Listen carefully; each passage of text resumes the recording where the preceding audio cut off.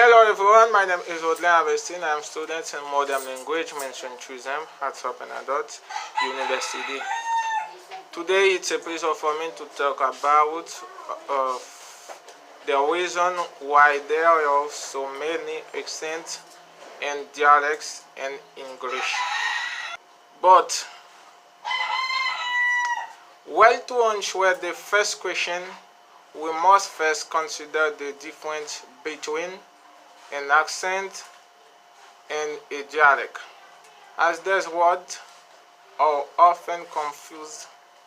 An accent is simply the pronunciation of a word that changes, usually depending on a geographical location or even cultural and social influences. A dialect, however, goes further than that, and that there is different vocabulary and expression as well as a pronunciation. For an example of dialects, the differences between British and American English came to mind words like truck and lorry, paint and trousers, bathroom and look, life and elevator. The list of different vocabulary between the continents is quite long. Maybe you have heard the farmer's kilt. England and America are two countries separated by the same language. The reason for this difference is complex but not difficult to understand. When people settle in different geographical locations, they tend to create their own cultural codes and language.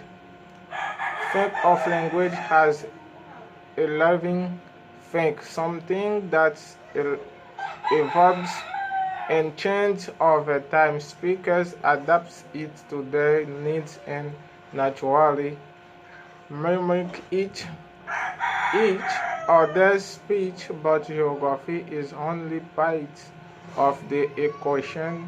There are also cultural, social, and historical influences that create accents. This is interesting to see in the United States. For example, at the pattern of immigration at the turn of the century had a major influences on the different regional accent and dialect that exist today. And even within a single city, most famously London, there are different accents based on neighborhoods, but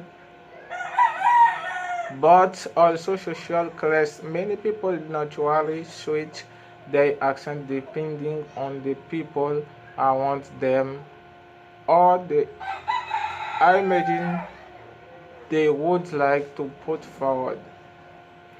Learning English. So, is there one English accent that is actually the most correct one?